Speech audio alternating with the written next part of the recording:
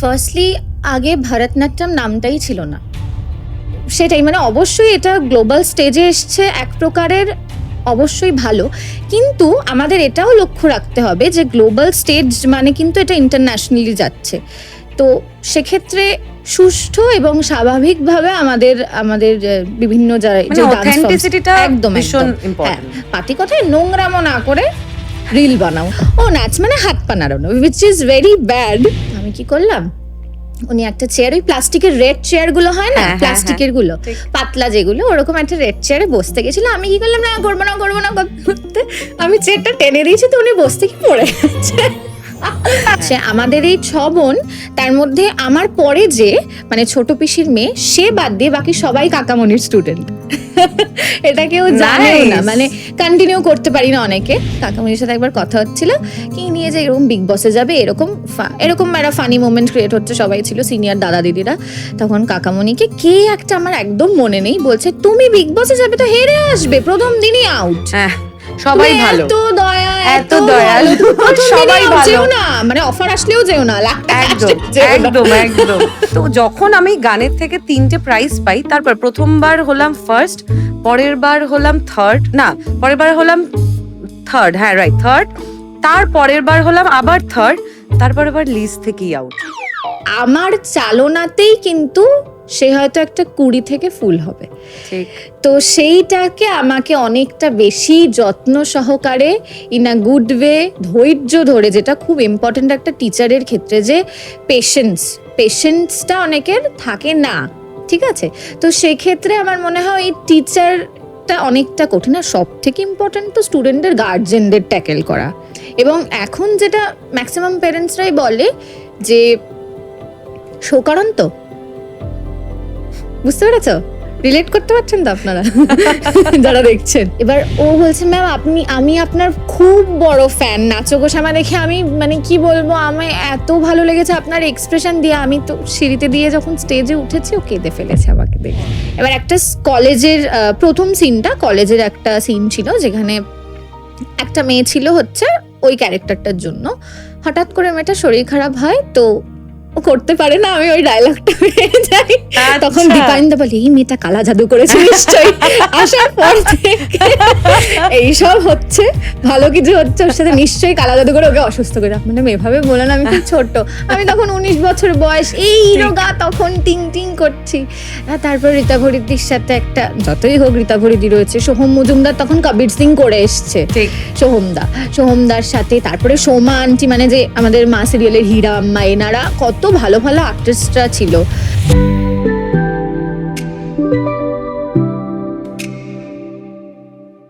নমস্কার, সকলকে স্বাগত জানাই প্রিয়াঙ্কা তপাদার পডকাস্ট চ্যানেলে। আজকে যে আমার সাথে গেস্ট সিটে বসে আছে, খুব পছন্দের একজন ডান্সার আমার, কারণ ওর ডান্স দেখলে আমি সবসময় যেটা নোটিস করি, খুব পরিষ্কার নাচ এবং সুন্দর এক্সপ্রেশন, এবং ডান্স চ্যালেঞ্জেসের মাধ্যমে কিন্তু প্রচুর মানুষের মন জয় করে নিয়েছে। কে কি বুঝতে পারছো তোমরা? none other than Krittika Sen. Thank you Krittika, তুই আমাকে এক ডাকে যে বলেছিস যে হ্যাঁ আমি আসবো, এটার জন্য প্রথমেই আগে জানাই থ্যাংক ইউ। কেমন আছিস বল? আমি তো খুব ভালো আছি। Firstly congratulations to you and গৌরবদা। Thank you. আর thank you for having me, because আমি মনে করি যে যেই চেয়ারে আমার স্যার বসেছেন এবং আরও গুরুরা বসেছেন, সেখানে যে আমাকে ভেবেছো তুমি, নিশ্চয়ই আগের জন্মে কোনো পুণ্য করেছিলাম। এমন কোনো ব্যাপার না, তোর ক্রিয়েশন, তুই যেভাবে কাজ করছিস, মানুষের মন জয় করছিস, সেই কারণে তো ডাকাটা বানতা হ্যায়। আমি চলে যাই তোর কাছে প্রথম প্রশ্নে। আমরা তোর কাছে ভরতনাট্যম বেসড ডান্স মেনলি দেখেছি। ভরতনাট্যমটা তোর মেন, তুই শিখেছিস এবং তার সাথে সাথে তুই সেটাকে নতুনভাবে ফিউশন করে ক্রিয়েটিভ আঙ্গিকে সাজাচ্ছিস। আমার তোর কাছে মেইন প্রশ্ন, আমরা আজ যে ভরতনাট্যমকে মঞ্চে দেখি, তার একটা সময় ছিল যখন এই নাচ মঞ্চের জন্য নয়, মন্দিরের সঙ্গে ওতপ্রোতভাবে জড়িত ছিল। সেই ভরতনাট্যম আর আজকের ভরতনাট্যমের মধ্যে সবচেয়ে বড় পরিবর্তনটা কোথায় মনে হয়?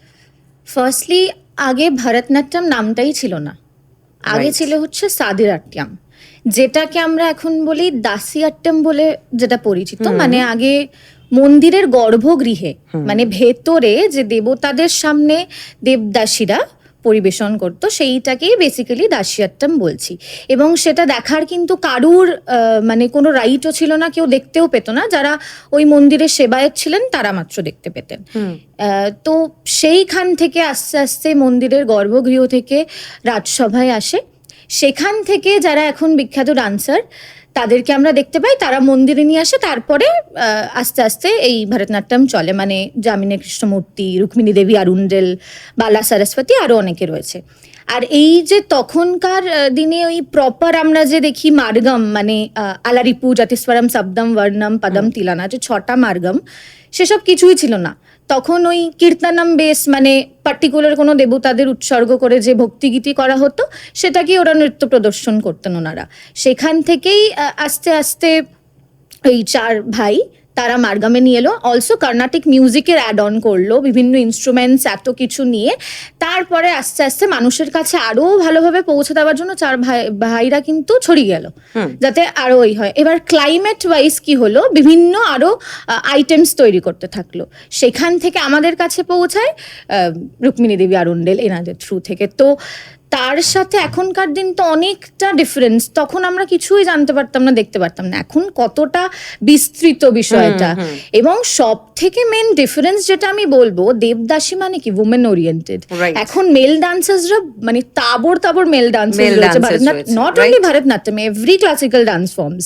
তো সেক্ষেত্রে অনেকটা ডিফারেন্স আমি তো মনে করি অ্যাটলিস্ট রয়েছে। অ্যান্ড অলসো সাজ পোশাক এত কিছু, তো তখন একটা পার্টিকুলার কস্টিউম পরতে হবে, প্রপারলি ওয়েল ড্রেসড হতে হবে। এখন কিন্তু অনেকটা ইজি হয়েছে, কি হাফ শাড়ি এসছে, অনেক টেম্পল জুয়েলারি যেগুলো আমরা পরি। আগে আমরা টেম্পল মানে কি, আগে আমরা যখন ভরতনাট্যম শুরু করেছি, আমি তো ছোট থেকেই একদম, আমি 3 বছর বয়স থেকে নাচ শিখছি কাকামণির কাছেই। আচ্ছা, ঠিক আছে। তো আমরা যখন শিখি, কাকামণি যেরকম গুরু অনিতা মল্লিক, পিনাকি রয় এনাদের স্টুডেন্ট ছিলেন, তো সেইখান থেকে আমরা হোয়াইট আর রেড স্টোনের গয়না পরতাম তখন। হ্যাঁ, রাইট, হোয়াইট আর রেড স্টোনের। তো তারপরে দেখলাম এখন তো অনেক মানে ভ্যারাইটি এসে গেছে। এখন যেটা দেখতে পাই যে temple jewellery red and green, তার সাথে হোয়াইট স্টোন কিছু কিছু থাকে, রেড অ্যান্ড গ্রিন বেসিক্যালি হয়, base colour is always golden. তারপরে এখন একটা ব্ল্যাক কালারের এসছে, ব্ল্যাক অ্যান্ড রেড এর মধ্যে, একটু মানে খুব বিউটিফুল। এখন বলছিস আমার তো কিরকম হাত চুল করছে কেনার জন্য। আমার কেনা হয়নি, যাই হোক এটা কিনবো, কিনে তোমাকে ছবি পাঠাবো। একদম একদম। তো এইটা তো এখন সাউথ ইন্ডিয়ায় বেশি, অবভিয়াসলি সাউথ ইন্ডিয়া অনেকটা স্প্রেডেড, বিকজ তামিলনাড়ু থেকেই ভরতনাট্যম এসছে। তো সেখান থেকে এই যে এতগুলো ইনোভেশন নতুন নতুন হয়েছে, উইচ ইজ ভেরি, আমি তো বলবো খুব ভালো যে হয়েছে, এবং যে আমরা দেখতে পাচ্ছি, শিখতে পাচ্ছি।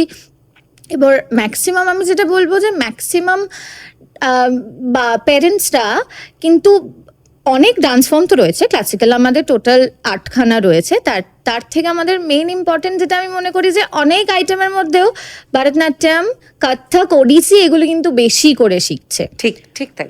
এবং ওডিসি নামটা যতটা না চেনে, ভরতনাট্যম আর কত্থক এই দুটো অনেক বেশি প্রচলিত, অনেক দিন থেকে, অনেক বছর, it's like almost over 2000 years পুরনো একটা ডান্স ফর্ম। তখন নাম ছিল না, এখন ভরতনাট্যম হয়েছে।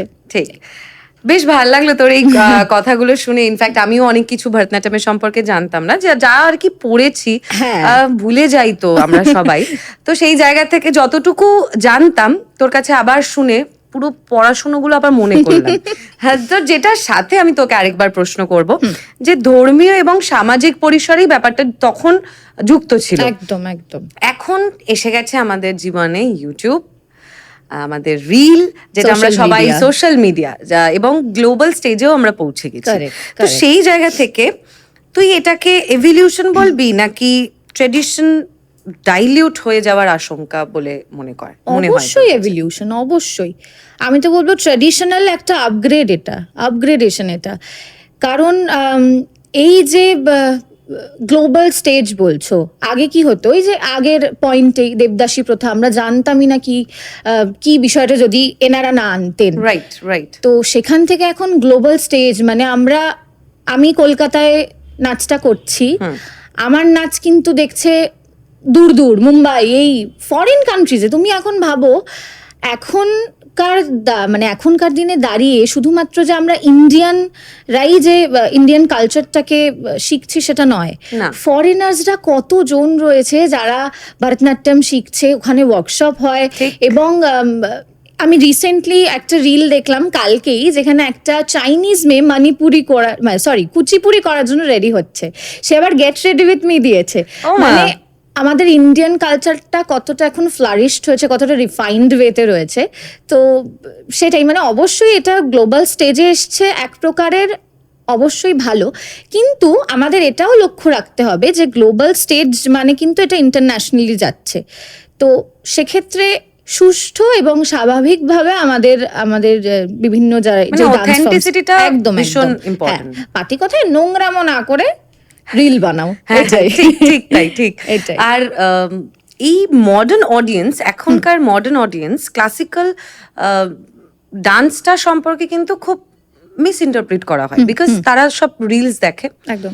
মোস্টলি ক্লাসিক্যাল ডান্সের যে পড়াশুনো সেটা কিন্তু এখন আর হয় না, করে না, কারণ সবাই যে পড়াশোনায় ভালো তা তো নয়। তো আমরা ফোন ঘাঁটতে ভালোবাসি, সবাই ফোন ঘাঁটতে ভালোবাসে। আমরা দেখি পপুলার বহু মানুষ আছেন, আমি নাম নেব না, বহু মানুষ আছেন যারা ক্লাসিক্যাল ডান্সের মতন করে করছে না। তো এটা আমার কোথাও গিয়ে মনে হয় যে এটা মানে মডার্ন অডিয়েন্সকে ধরার জন্য একটা হয়তো মানে এটা একটা প্রচেষ্টা হয়তো। তোর কি মনে হয় যে মডার্ন অডিয়েন্সকে কি আমরা পিওর ক্লাসিক্যালের মাধ্যমে ধরে রাখতে পারবো? অবশ্যই, মানে এবার সেটা এটা তো ডাইলিউট হয়ে যাওয়াটা সবসময় পসিবল না। এবার সেটা ডিপেন্ড করছে যে মানে ক্লাসিক্যাল ডান্স ফর্মটার যদি অরিজিনাল ভার্সনই আমরা না করি, অডিয়েন্সের কাছে না দিই, তাহলে তো আমরা একটা ভুল দিকে যাচ্ছি। কিন্তু তোর কি মনে হয় না যে আজকে যদি সাপোজ ধর আমরা ডান্সটা যারা পড়েছি বা জানি, তারাই হয়তো সেই ক্লাসিক্যাল ভার্সনটা নিয়ে সামনে দর্শক যারা জানেন তারা তালি দিচ্ছেন বা বুঝছেন, কিন্তু একটা রাস্তায় তুই একটা নর্মাল প্রোগ্রামে, এমনি প্যান্ডেল করা প্রোগ্রামে তুই যদি নাচিস, বাইরে থেকে একটা র্যান্ডম লোক যাচ্ছে, নাচ দেখে দাঁড়িয়ে গেল, কিন্তু ম্যাক্স তুই তাকে দাঁড় করিয়ে রাখতে পারবি 5 থেকে 10 মিনিট শুধু পিওর ক্লাসিক্যাল করে। একদম। এটা তোর কি মনে হয়? হ্যাঁ, সেক্ষেত্রে আমার যেটা বলার আছে যে এই বিষয়গুলোর জন্যই আমার মনে হয় ফিউশন বা ক্রিয়েটিভ বিষয়টা এসছে, রাইট, যাতে আমরা নর্মাল বা এই যে সাধারণ অডিয়েন্স, আমরা একটা কোনো শোতে যখন স্টেজ পারফরমেন্সের ক্ষেত্রে বলছি, স্টেজ পারফরমেন্স যখন করি, আমাদের তো শুধুমাত্র ডান্সার অডিয়েন্স থাকে না, আমাদের অনেক টাইপের অডিয়েন্স থাকে। আমাদের বাবা মারা তো অবশ্যই থাকেনি, তার সাথে আমাদের ঠাকুমা, জেঠু, জেঠি, অনেক রিলেটিভসরা থাকে, আমাদের বন্ধু সার্কেল, তারা তো নাচ বিষয়টা মানে নাচ মানে হাত পা নাড়ানো, which is very bad, but ওরা এটাই বোঝে। কিন্তু তাদেরকে আমরা কিভাবে আটকে রাখবো যে হ্যাঁ অডিয়েন্স কেন আমাদের নাচ দেখবে? তারা তো অন্য কোনো মিউজিক্যাল যেগুলো কনসার্ট হয় সেগুলো দেখতে যাবে, কেন নাচের শোতে আসবে? তার জন্য আমার মনে হয় সেমি ক্লাসিক্যাল, তার জন্য আমি অনেস্টলি ভীষণ ভাবে পছন্দ করি সেমি ক্লাসিক্যাল, রাইট, বিকজ তোর কাজ আমি ভীষণ ভাবে দেখেছি। আর যারা কৃত্তিকাকে চেনো, কৃত্তিকার কাজ দেখেছো, তারা জানো যে ও ভরতনাট্যমটাকে কি সুন্দরভাবে মানে ফিউশনের স্টাইলে প্রত্যেকের মনে এক্স্যাক্টলি একটু ব্লেন্ড করে মানুষের মনটা কিন্তু জয় করে নিচ্ছে। আর এখনকার জেনারেশনে মডার্ন অডিয়েন্সকে ধরতে গেলে কিন্তু একটু ব্লেন্ড করতেই হয়। এবং সব থেকে ইম্পর্টেন্ট যেটা, মডার্ন অডিয়েন্সকে ধরতে গেলে এখন যেটা বেশি করে হয়, নতুন গানের সাথে পুরনো আমাদের ওই ভরতনাট্যমের অরিজিন আর এনি কাইন্ড অফ ক্লাসিক্যাল অরিজিনটাকে মিক্স করা, রাইট, যেটাতে মানুষ যেমন সাপোজ কোন একটা গান, যেমন মাঝখানে খুব শাকিরার যে নতুন গানটা খুব ভাইরাল হয়েছিল, সবাই মোটামুটি ফুটবল নিয়ে সবাই সেখানে একটা ক্লাসিক্যাল ওয়েতে করলো, কেউ ওডিসি করলো, কেউ সেমি ক্লাসিক্যাল করলো, কেউ ভরতনাট্যম পিওর করলো, কথক করলো, আবার কেউ আবার ওয়েস্টার্নাইজ করলো সেটাকে। তো সেইটা আমার মনে হয় একটা ডান্সারের ওই ক্রিয়েটিভ জোনটা থেকে আমাদের মনে হয় ইন্ডিপেন্ডেন্ট থাকাটা বেটার, মানে সেখানে আমরাও ক্রিয়েটিভলি কিছু করতে পারি, অথচ আমাদের ডান্স ফর্মটাকে কি বলবো অপমান না করে, উইথ ডিউ রেসপেক্ট। কি ভাল লাগছে ওর সাথে গল্প করে, স্পেশালি খুব মন খুলে আড্ডা মারতে পারছি। আচ্ছা, ডান্সার হয়ে আমাদের জীবনে কিন্তু এরকম প্রচুর ফানি মোমেন্ট আছে যেখানে আমরা প্রচুর মন্তব্যের সম্মুখীন হই। তোর জীবনে as a dancer, being a dancer, তোর জীবনে এরকম তো প্রচুর ফানি মোমেন্ট রয়েছে, একটা শেয়ার কর আমার অডিয়েন্সের সাথে। আমার এখন যেটা মনে পড়ছে অনেক ছোটবেলায়, Okay. আমি তখন কত বছর বয়স হবে, 5, 6, 7 এরকম, ম্যাক্সিমাম 8 হবে। তো আমার বাবা মাদের একটা বন্ধুদের গ্রুপ রয়েছে, ঠিক আছে। তো সেই গ্রুপে মানে মিউচুয়াল ফ্রেন্ড সার্কেল যেরকম, তো সেই গ্রুপে এরকম বিভিন্ন টাইপের গেট টুগেদার যেটা হয়ে থাকে, খুব ঠিক, ঠিক। নর্মাল। তো এরকম কোনো একটা পার্টিকুলার কারোর ইনভিটেশন ছিল, যেখানে গেট টুগেদার বন্ধুদের সাথে হচ্ছে কোনো ইনভিটেশন, মানে বাকি ফ্যামিলি রিলেটিভসরাও সেখানে প্রেজেন্ট ছিল। ঠিক। তো এবার স্বাভাবিক আমাদেরও নিয়ে যাবে। তো আর বাবা মার বন্ধুদের গ্রুপটা কি বলতো, মানে আমি ধরো আমার এজের, তার সাথে তাদেরও তো বাকিদের ছেলেমেয়েরা রয়েছে, তো সব পিঠোপিঠি, মানে আমার থেকে কেউ 2 বছরের বড়, কেউ 3 বছরের বড়, তো এরকম সব পিঠোপিঠি। তো আমরা একটা রুমে ছিলাম, আমরা সব বাচ্চা কাচ্চাদের রুম, একদম, বেসিক্যালি আমরা আড্ডামাছি খেলছি, এ করছি। আর বড়দের একটা রুম, তারা বড়দের মতো।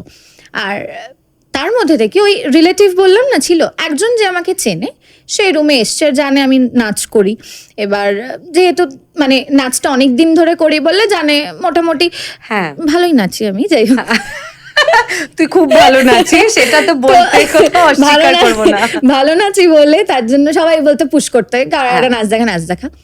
তো এরকম এসছে, দিয়ে বলছে যে এরকম করতে।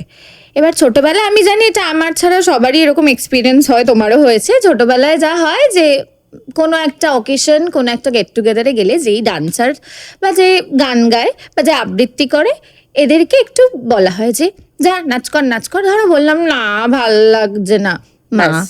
করবি না, বাড়ি গেছ কি করে করবি, মেয়েরা একদম পুরো এরকম একটা relate দাঁত করলাম। মুখ খেচানো একটা করলো। তখন মনে হতো বাবা নিশ্চয়ই মায়ে এই মানে প্রেজেন্ট ওই সিচুয়েশনে আসি, ওই যে আন্টিটা এসেছিল এসে বলেছে, আমি বললাম নিশ্চয়ই মা বলেছে, মানে বাড়িতে গিয়ে তো সেই মারই খেতে হবে, নেচে দিতে হবে, ঠিক আছে এইসব ভাবছি। খুব খুব বলছে যে কর। তা আমি কি করলাম, উনি একটা চেয়ার, ওই প্লাস্টিকের রেড চেয়ার গুলো হয় না, হ্যাঁ, হ্যাঁ, প্লাস্টিকের গুলো, ঠিক। পাতলা যেগুলো, ওরকম একটা রেড চেয়ারে বসতে গেছিলাম। আমি কি করলাম, না করবো না করতে, আমি চেয়ারটা টেনে দিয়েছি, তো উনি বসতে কি পড়ে গেছে।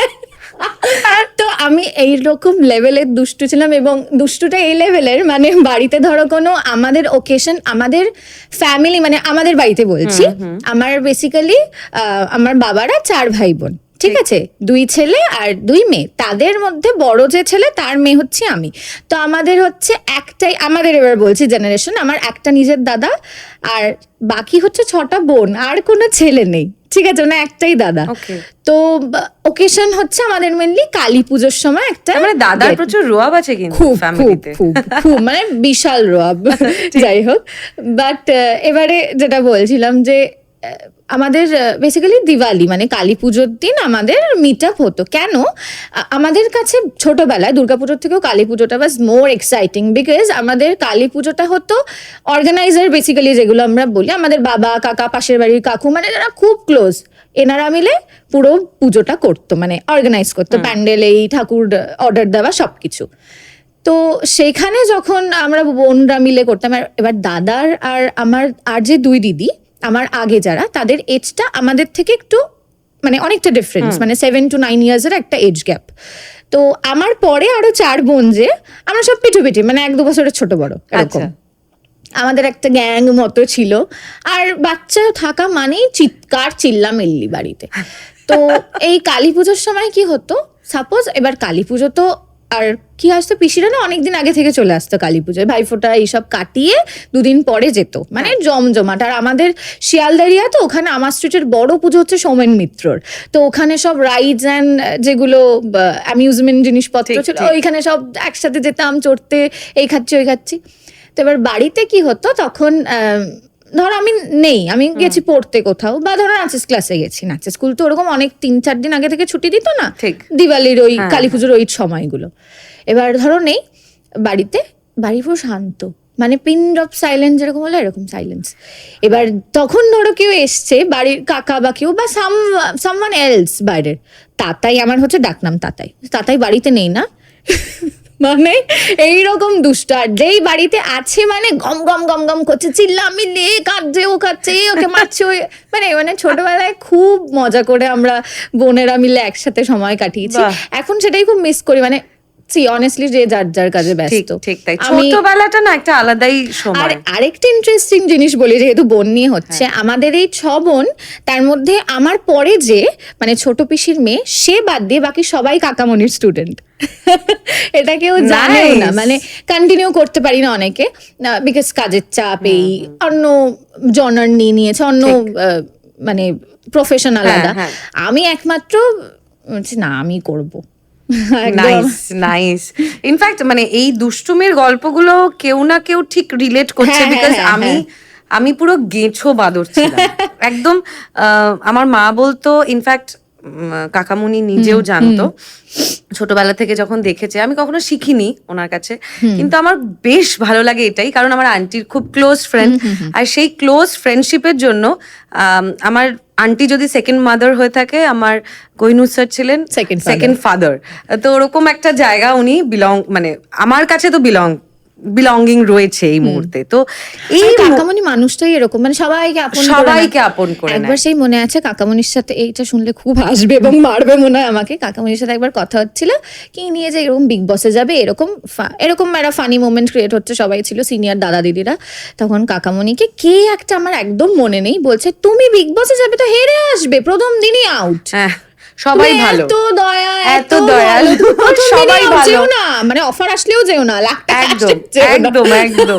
তো ওই সময় থেকে আমাদের এই দুষ্টুমির কেস মোটামুটি, আমি তো অনেক পুরনো পাপীদের মধ্যে পড়ি, তো সেই জন্য আমি এখন রিয়েলাইজ করতে পারি যে সবাই খালি বলতো, বাবা প্রিয়াঙ্কা খুব দুষ্টু, ওকে ধরা ছোঁয়ার বাইরে। এটা কৃত্তিকা বাবা ভালো নাচে কিন্তু ভেরি টকেটিভ, ভেরি এক্স্যাক্টলি। আমি এই কারণেই, আমাকে যদি এখনো পর্যন্ত কেউ বলে যে তোমাকে একটা ছোট এইটুকু কথা বলতে হবে প্রমোশনের জন্য, আমার মনে হয় আমি কেন এত এক্সট্রা কথা বলি। ইনফ্যাক্ট পডকাস্টে বসলেও আমার মাঝে মাঝে মনে হয় না, আমি বেশি কথা বলবো না, আমি ওই জন্য শর্ট করে লিখে রাখি আমার প্রত্যেকটা প্রশ্ন, সবকিছু। স্টিল আমি প্রচুর বলি, ভালো লাগে কথা বলতে, আমি জানি না কেন। Go with the flow, right. চলে আসি আবার কৃত্তিকার কাছে পরের প্রশ্নে। ডান্স ইনস্টিটিউটের সম্পর্কে আমরা মোটামুটি জানি এবং সোশ্যাল মিডিয়াতে দেখেওছি। ডান্স ইনস্টিটিউট শুরু করার ডিসিশনটা প্যাশন থেকে নেওয়া, নাকি ছোটবেলা থেকেই লক্ষ্য ছিল যে আমার ডান্স ইনস্টিটিউট আমার একটা হবে? প্যাশন বলতে গেলে আমি না একটু কনফিউজিং মানুষ, কারণ আমার সামনে যখন 2-3টে অপশন আছে, আমি না কনফিউজ হয়ে যাই। একটা সিম্পল এক্সাম্পল, আমি যখন নেল এক্সটেনশন করাতে চাই, আমি 3টে ডিজাইনে কনফিউজড, আমি 4জনকে ফোন করতে থাকি, কোনটা করাবো, আমি ডিসাইড করতে পারি না, তো আমার একটু টাইম লাগে। তো সেরকম ভাবে ছোটবেলায় আমি 2টোতে আটকেছিলাম। One is dance obviously, second is acting, কারণ আমার অ্যাক্টিং খুব পছন্দ ছিল, বিকজ আমি না এই ক্যামেরার সামনে বসা, মেকআপ করা, নতুন নতুন ড্রেস পরা আর খুব ভালো লাগতো, আর প্রতিটা মেয়েরই মনে হয় এগুলো একটু ভালো লাগে। আর ছোটবেলা থেকে সব বাবা মার মতোই আমি একটা কিছু শিখিনি, আমি গান শিখেছি, আমি আঁকা শিখেছি, আমি সুইমিং শিখেছি, নাচ শিখেছি, যোগা শিখেছি, ডান্স, তো অনেক কিছু শিখেছি।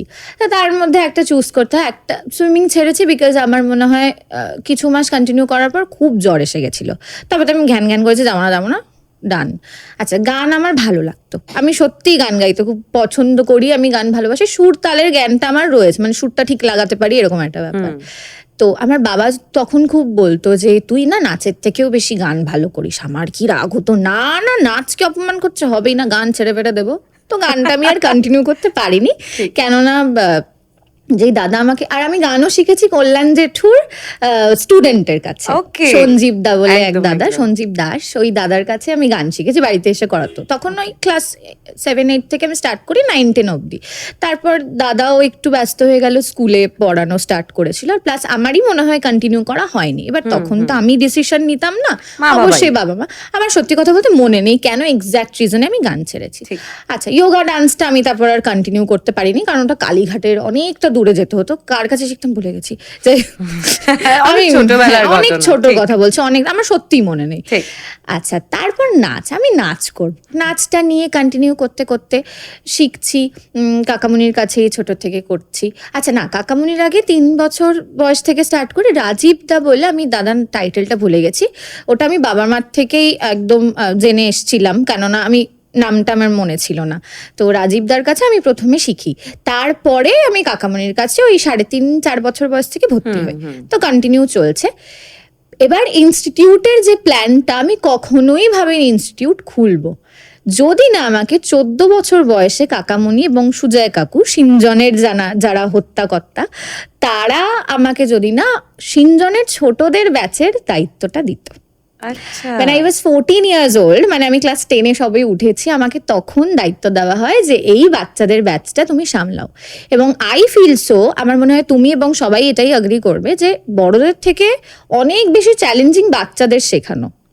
অ্যাবসলিউটলি, বিকজ হ্যাঁ, এবার কেননা ওরা ভীষণ মুডি হয়। হ্যাঁ, প্রথমত ওদের মুড বোঝাটাই খুব দরকার। হ্যাঁ, তার মধ্যে তোমাকে স্ট্রিক্ট হলে হ্যাঁ মা টিচারটা ভালো না, বাড়ি যাবো, এইটা শুনে শুনে শুনে শুনে আমি নিজে, মানে আমি যখন বলি, এখন ওখানে 3-4 জন আমার কাছে কন্টিনিউ করছে, মানে আমি ওদেরকে বলি যে তোদের সাথে সাথে আমিও বড় হয়েছি লিটারালি একদমই তাই। মানে আমার, তুই এই কথাটা বললি, আমার একটা ঘটনা মনে পড়লো। আমি ক্লাস 7, তখন আমাকে প্রথম আন্টি এই দায়িত্বটা দেয় যে তুই আমার ক্লাসের সব মানে অ্যাটলিস্ট যতটুকু পারবি আমার সাথে সাথে অ্যাসিস্ট করবি। আমি থাকবো, আন্টি থাকতেন, ক্লাসে বসে থাকতেন, এবং যখন আমি সামনে করছি, বড় পাওয়া মানে এই যে মানে অ্যাসিস্ট্যান্ট হিসেবে যে ওই জায়গাটা, অ্যাসিস্ট্যান্টের জায়গাটাই আন্টি যে আমাকে তখন ক্লাস 7-এ থাকাকালীন দিয়েছে, যে তুই আমার সাথে সাথে, আর সব জায়গায় নিয়ে নিয়ে যেত। আমি ক্লাসে থাকতাম, আমি সবার সাথে না। সব থেকে বেশি যেটা ইম্পর্টেন্ট, যে বাবা মার সাপোর্টটা, না হলে তো তুমি জীবনেও পারবে না। বা আমিও ধরো নাচ ছাড়া আর কিছু করতাম না, নাচ ছাড়া আমরা কিছু পারবো না মনে হয়। হ্যাঁ, আমারও তাই মনে হয়। মাঝে মাঝে অ্যাকচুয়ালি আমার গান, আমি গানের থেকেও 3টে প্রাইজ পেয়েছি। আমি গানে স্কুল লাইফে সব নাচের গানগুলো গেয়ে আসতাম, তার মধ্যে দেখলাম র্যাঙ্কিংও করে যেতাম। কি করে করতাম আমি জানি না, ছোটবেলায় হয়তো শুনতো সবাই।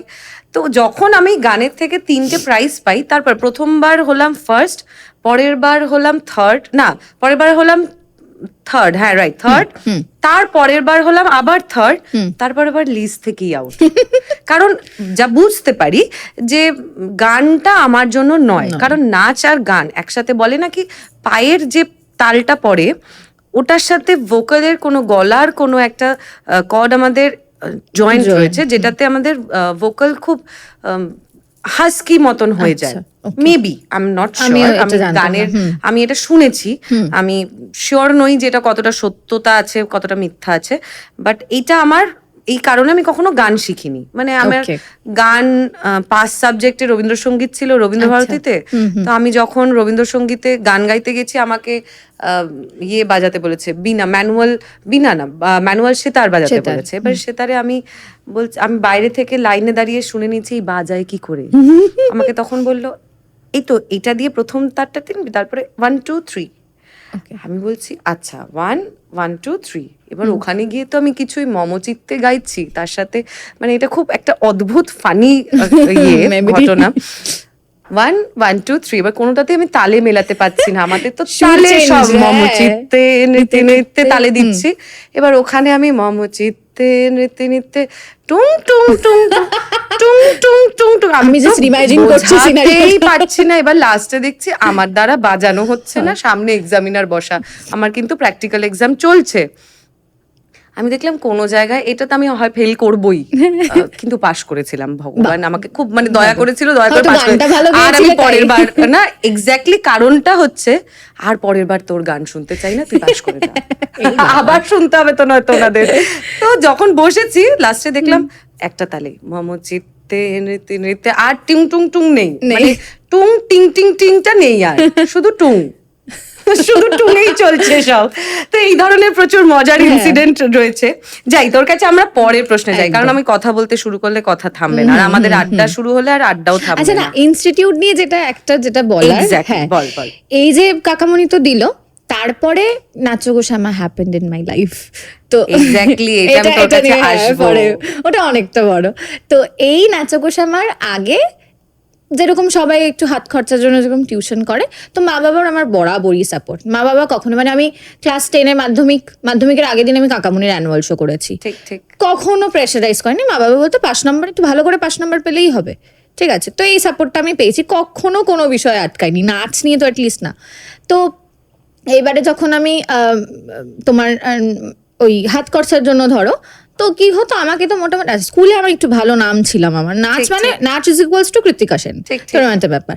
তো স্কুলের কিছু জুনিয়ররা, দিদি তুমি নাচ করো, আমি বললাম দেখতো আমার মানে ওরকম করাই না, প্রাইভেটে করলে ঠিক আছে। এরকম পাড়ার কেউ, আবার চেনা জানা কেউ ফেসবুক থেকে দেখেছে একটু, এই তখন তো একটা ভিডিও বানালাম দিয়ে দিলাম, হ্যাঁ। এইসব। মানে তখনকার দিনে গিয়ে একটা টপের ওপর ওন্না জড়িয়ে রিল বানাচ্ছে, এরকম একটা এক্সপ্রেশন। হ্যাঁ, টিকটকটা আমি করিনি, যদিও ইনস্টাগ্রামে রিল তখন সদ্য এসছে। আচ্ছা। তো এই করে তারপর নাচো গো শ্যামাটা হলো। নাচো গো শ্যামার পর আমার প্রচুর কোয়ারিজ আসতে থাকে ফর ডান্স ক্লাসেস, এই যে ক্লাস করো।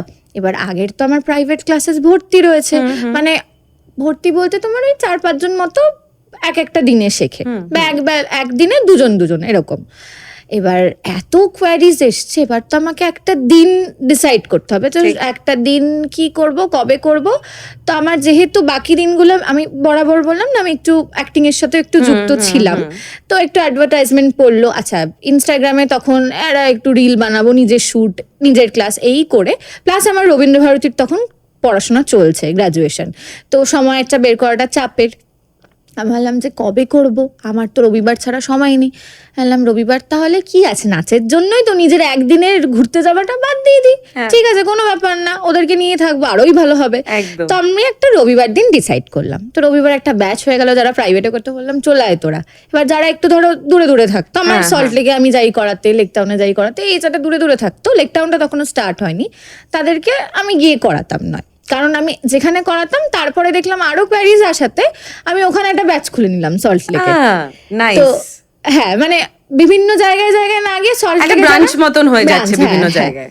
তো এবারে ওই রোববার দিনটা দেখলাম যে ভালোই মেয়েরা আসছে, বললাম তোরা একটা ড্রেস নিয়ে না, তাহলে এরকম পাঠিয়ে একটা ইউনিফর্ম হয়ে গেল।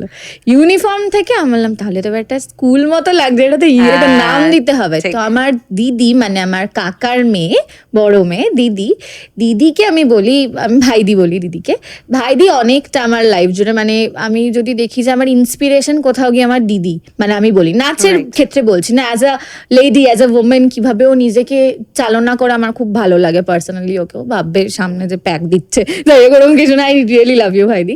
যাই হোক, তো ভাইদিকে আমি বলি একটা নাম সাজেস্ট করে দে। তো ভাইদি তখন 3টে নাম দেয়, আমার 2টো নাম মনে নেই। লাস্টের নামটা ছিল কারুকৃত বাই কৃত্তিকা, যেটা আমার ভীষণ ভালো লেগেছে, নামের সাথে একটা ছন্দ মিলছে। বললাম ঠিক আছে চলো এটাই। তো এখান থেকে হ্যাপেন্ড ইনস্টিটিউট, আমার কোনো প্ল্যানই ছিল না, হয়ে গেল। বাট আমার মনে হয় যে মানুষ তোর সাথে খুব হার্ট টু হার্ট কানেক্ট করতে পারে, এটা আমি প্রচুর স্টুডেন্টের সাথে তোর মানে কথোপকথনে আমি সেটা বুঝতে পারি। এবং তোর যে অ্যানুয়াল প্রোগ্রামের সময় তুই নিজের হাতে কি সুন্দর যে জিনিস বানিয়েছিলিস, তো সেটাও কিন্তু বেশ ভালোই লেগেছে দেখতে। এবং এইরকম ধরনের কৃত্তিকার যে ইনস্টিটিউট, সেটা যদি তোমরা মানে দেখে থাকো ইনস্টাগ্রামে, তাহলে বুঝতে পারবে ও কতটা খাটু নেমে, ও কিন্তু খেটে সবার জন্য, সবার সাথে খুব সুন্দর শেখায় এবং সবার সাথে খুব মিষ্টি কথা বলে। আমি তোর কথার ফ্যান হলাম আজকে। চলে যাই আমরা পরের কোয়েশ্চেনে। টিচার কৃত্তিকা নাকি পারফর্মার কৃত্তিকা, কোনটা বেশি কঠিন বলে মনে হয়? আমি তো বলবো কোনোটাই কঠিন না, বিকজ যদি না আমি দুটোকে ভালোবাসতাম তাহলে আমি এই প্রফেশনেই আসতাম না। ঠিক। আচ্ছা, যদি এবার যদি তুমি তুলনায় যাও, আমি বলবো টিচার কৃত্তিকা বেশি কঠিন। কেননা পারফর্মার মানে সেখানে আমি জানি I am an individual artist, যেখানে আমি কি করব, আমাকে হয়তো নিজে যেটা ক্রিয়েট করছি ওটা করতে, বা ধরো কাকামুনির গাইডেন্সে আমি যে পারফরমেন্স গুলো করছি, সেখানে জানি আমার ওপর কাকামুনি আছে, আমার চিন্তা নেই। গ্রুপ তাতেও তাই, গ্রুপ ডান্স যখন হবে কাকামুনি কোরিওগ্রাফি করছে, আমার কোনো চিন্তা নেই, আমাকে একটু সেজে গুজে চলে যেতে হবে, এই রিহার্সালে আসতে হবে। এটা পারফরমেন্সের ক্ষেত্রে। বা যদি আমি সোলো পারফরমেন্স করি, অত চিন্তা থাকে না, মানে আমার পাশে যদি 2জন ভুল নাচে একটা চিন্তা, কিন্তু সোলোতে আমি ভুলে গেলেও আমি স্টেপ নিজে অ্যাড অন করতে পারবো। তো এবার টিচারের ক্ষেত্রে যেটা হয় যে আমার চালনাতেই কিন্তু সে হয়তো একটা 20 থেকে ফুল হবে, ঠিক। তো সেইটাকে আমাকে অনেকটা বেশি যত্ন সহকারে ইন আ গুড ওয়ে ধৈর্য ধরে, যেটা খুব ইম্পর্টেন্ট একটা টিচারের ক্ষেত্রে, যে পেশেন্সটা অনেকের থাকে না, ঠিক আছে? তো সেক্ষেত্রে আমার মনে হয় এই টিচারটা অনেকটা কঠিন। আর সব থেকে ইম্পর্টেন্ট তো স্টুডেন্টের গার্জেনদের ট্যাকেল করা, সেটা অ্যাজ আ টিচার হিসেবে সবাই রিলেট করতে কিছু বলবো না, থাক আমি আর বলবো না। সবাই রিলেট করতে পারবে, মানে যারা ধরো আমাদের মতো ইনস্টিটিউট নিজেদের আছে সবাই রিলেট ঠিক, করতে ঠিক, পারবে, স্পেশালি বাচ্চাদের। আর বাচ্চার আর আমাদের কাছে কি মানে আমরা টিচার কি, আমরা তো শুধুমাত্র পার্টিকুলার ওই বড়দের এজের শেখাই না, আমরা ছোট থেকে শেখানো স্টার্ট করি। তো ছোটদেরকে হ্যান্ডেল করা, ওদের সাথে মিলেমিশে ওদের কখন মানে এই যে যেটা মুড ব্যাপারটা বললে, ওদের মুড বুঝে কাজ করতে হবে, বলতে হবে এটা করো রে, কখনো কখনো ভাল লাগবে না, কোলে উঠে বসে থাকবে, সারা ক্লাসে নাচবে না। তো অবশ্যই টিচারটাই আমার কাছে একটু হলেও কঠিন প্লাস চ্যালেঞ্জিং, দুটাই। কিন্তু আমি খুব ভালোবাসি, আমি Nice. মানে শেখাতে খুব ভালোবাসি, আমি ক্রিয়েট করতে খুব ভালোবাসি, যেখানে ওই বললাম না সেমি ক্লাসিক্যাল আমার জন্য ক্রিয়েটিভ খুব পছন্দ, বাট আই ক্যান ক্রিয়েট, আমি মন খুলে ক্রিয়েট করতে পারবো। ঠিক, ঠিক। এটাই। কি ভাল লাগছে তোর সাথে কথা বলে। আর মজার বিষয়টা এখানে জানিস তো কৃত্তিকা, তোর মধ্যে না একটা অদ্ভুত ইনোসেন্স আছে। তোর যে ইনোসেন্ট ব্যাপারটা, এটাই আমাকে খুব ভাল লাগে, মানে আমার খুব ভাল লাগে। আমি মাঝে মাঝে আমি যখন কিছু বলি, আমি জানি না কেন আমি সব ঘেটে ফেলি, স্পেশালি কারুর কমপ্লিমেন্টস দেওয়ার সময় আমি সব ঘেটে ফেলি। আমি আবারও বললাম, মন থেকে বলছি, আমি তোর কথার ফ্যান। বাবা, এদিকে আমি কথাতেই মানে টেনশনে কি বলবো, আমার ঘামটাম বেরিয়ে যায়, কথা বলতে হবে। মানে ধরো আমি ইনসিডেন্ট কিছু শেয়ার করছি, ধরো আমায় ওই ফেলিসিটেশনটা এখন মোটামুটি ডাকে আমাকে জায়গা থেকে, যারা মনে করে যে আমি হয়তো ওই জায়গাটার যোগ্য কোথাও গিয়ে, যখন ডাকে মানে আমাকে বলতে হবে, আমি না ভাবি কি বলবো মাথায় রাখে নমস্কার সকলকে, না গুরুজনদের প্রণাম, এরকম ভাবতে থাকি কন্টিনিউয়াসলি। তারপরে কি বলবো এইগুলো, আচ্ছা বাড়ি থেকে অনেকটা একটা ভেবে গেলাম, মা স্টেজে গিয়ে তো 2 লাইন তো 2 লাইন বলার পর ভাবি যে ঠিক আছে হয়ে গেছে, ছেড়ে দাও বাবা, হয়ে তো গেছে ব্যাস।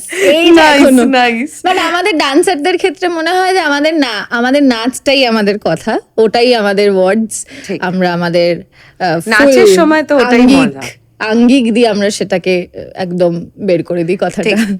ঠিক তাই।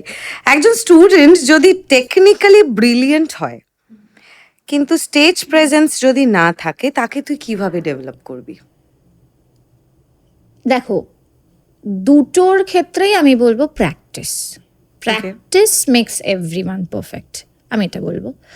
এবার অনেক ক্ষেত্রে কি হয়, টেকনিক্যালি যেটা মানে পারফেক্ট যেটা বলছো, টেকনিক্যালি যে স্টুডেন্টরা ভালো, টেকনিক্যালি স্ট্রং, অনেক ক্ষেত্রে কি হয়, তারা গড গিফটেড হয় কোথাও গিয়ে। কিভাবে? যেমন যেই বাচ্চাটা বা যেই মেয়েটা ধরো বা ছেলেটা কোনোদিনও নাচই শেখেনি, তাদের হয়তো মানে একবার দেখালে পরিষ্কার করছে একটা স্টেপ, মুদ্রা পরিষ্কার, ক্লিয়ার, ব্রাইট, খুব একদম ব্রেন। তো সেক্ষেত্রে তারা হয়তো স্টেজ প্রেজেন্সটা কোনোদিনও জানেই না কিভাবে স্টেজে দাঁড়াতে হবে। হয়তো ওরা উইংসের সাইডে দাঁড়ালে ওরা বোঝেই না যে ওদের দেখা যাচ্ছে না, ওদেরকে মিড স্টেজে আসতে হবে, ওদেরকে সেন্টারটা নিতে হবে, সেন্টার লাইট কোথায়। তো তার মানে এটা নয় যে সবসময় টেকনিক্যালি স্ট্রং হলে যে স্টেজ প্রেজেন্সটা পারবে, সেটা নয়। এবং আমার ক্ষেত্রে যারা টেকনিক্যালি স্ট্রং নয়ও, তাদেরকেও যেরকম স্টেজ প্রেজেন্স জানাটা দরকার, এবং যারা স্টেজ প্রেজেন্সে স্ট্রং তাদেরকেও টেকনিক্যালি স্ট্রং হওয়াটা দরকার আমার মতে। মানে দুটোই ভাইস ভার্সা কাজ করে আমার মতে। তো সেক্ষেত্রে শুধুমাত্র যারা টেকনিক্যালি স্ট্রং তাদের কেন, আমরা যারা উইক বা কোথাও গিয়ে যারা একটুর জন্য স্ট্রং না, তাদেরকে স্ট্রং বানিয়ে স্টেজে নামাবো। আমি খুব এগুলোতে মানে পার্শিয়ালিটিতে আমি নেই। এবারে যেরকম হয়, তো আমি যেটা করি, মানে ম্যাক্সিমাম ধরে যে কল শোগুলো আসে, ওখানে কি হয়, মানে যেটা নর্মালি যারা টিচাররা করে বা আমি যেটা করি সেটা বলছি, যে যারা স্ট্রং স্টুডেন্ট বা যারা অনেকদিন ধরে করছে তাদেরকে নিয়ে করে, আমি করি।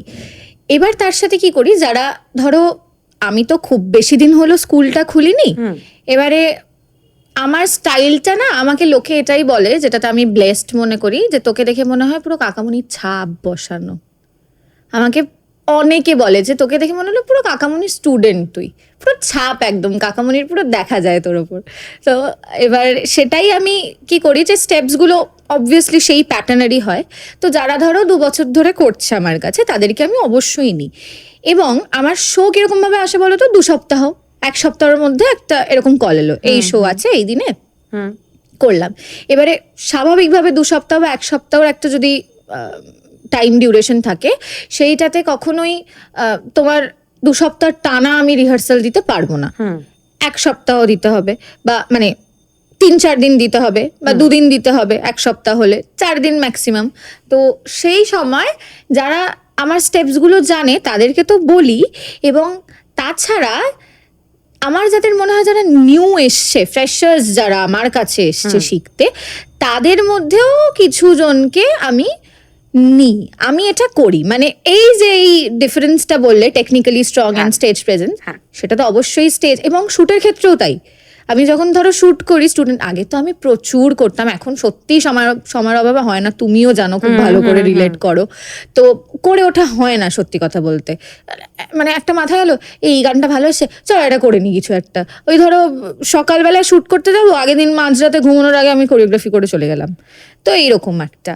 তো এই বিষয়টা আমি বলবো যে আমার দুটোই ঠিকঠাক চাই। ঠিক, তার জন্য দরকার পড়লে আমি ওই উইক স্টুডেন্টকে স্ট্রং করে নেব। আমার ওই বলে না পার্টিকুলার কারোর এক্স, ধরো এক্স, তুই এক্সটা মানে কি বলবো, তুই 10টা এক্স বানিয়ে দিবি, আমার চাই না 10টা এক্স নিয়ে আমি কি করব। আমার ইন্ডিভিজুয়াল 10টা এক্স এর হয়তো এক্সপ্রেশন খুব ভালো, নাচটা একটু উইক, তাহলে আমার না চাই না। আমি 10টা x Y Z A B C D এরকম চাই, আমি এই চাই, তো আমি বানিয়ে নেব। এটা আমার নিজের প্রতি একটা বিশ্বাস রয়েছে, কনফিডেন্স আছে। এবং এখন আমি কাকামণির কাছে ক্লাস করতে যাই, তো আমি জানি যে ওনার থেকে আমি যেই বিষয়গুলো গেইন করব সেগুলো আমি নিজে থেকে কোথাও পারবো না, হয়তো আমাকে অনেক খাটতে হবে, অনেক খুঁজতে হবে, কিন্তু আমি কাকামণির থেকে পাই। এবং কি বলবো, আমি ব্লেসড যে কাকামণির সাথে সাথে আমি অনেকের থেকে, আরো ওই সিনজন থেকে অনেকের গাইডেন্স পেয়েছি। সব থেকে বড় কথা বাপ্পাদা, মানে আমাদের দ্রাবিণ চট্টোপাধ্যায়, আমি দাদার কাছে প্রাইভেটে ক্লাস করেছি। মানে ইনফ্যাক্ট বাপ্পাদার প্রচুর, মানে বাপ্পাদার সাথে ছোটবেলা, তোকে আমি বলছিলাম বাপ্পাদার সাথে ছোটবেলাকার প্রচুর স্মৃতি রয়েছে। আমি তো ছোট থেকেই, মানে আমি জ্ঞান হয়নি, আমি তখন থেকে নাচ করছি এবং আমি দেখছি কি ভালো নাচে। এবং দ্যাট টু কাট্টু কোথায় আমার সাথে শ্যামাতে পারফর্ম করছে, মানে আমি কি বলবো। আমাকে প্রথম একবার কাকামণি ফোন করে বলেছিল যে তোকে না শ্যামা, মানে আজ থেকে ধরো 3-4 বছর আগেকার কথা বলছি, তোকে না শ্যামাতে ভাবছি, বারাসাত উৎসব, ঠিক আছে, তোকে শ্যামা করবো ভাবছি। আমি তো মানে ফোনের এপারে পরে লাফাচ্ছি, বাহ খুব ভালো ভালো। আমি বললাম আচ্ছা ঠিক আছে। বললো যে বজ্রসেন করবে বাপ্পা, ঠিক এইরকম টোনে। আমি বললাম হ্যাঁ কি বলছো, আমি ওখানে লাফাচ্ছি, কি বলছো তুমি? বলছে যে হ্যাঁ আমার মনে হচ্ছে বাপ্পা আর তুই শ্যামার বজ্রসেন। ওই প্রথম আমি ডুয়েট করলাম। এবং আমি বলছি ছোটবেলায় কি হতো, যখন কাকামণির কাছে করছি, একটা স্টেজ সবারই আমার মনে হয় আসে যে কোথাও গিয়ে একটু ডাউনফল হয় আমাদের নাচের। আমারও একটা এরকম স্টেজ এসেছিল when I was 11 or 12 years old, ওরকম টাইমে।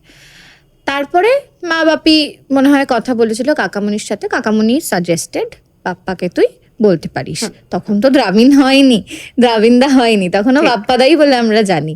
তো বাপ্পাদা তখন বাড়িতে আসে, ওই স্ট্রং কোরটা হওয়ার জন্য বাপ্পাদার অবদান অনেকটা আমার লাইফে, অনেকটা।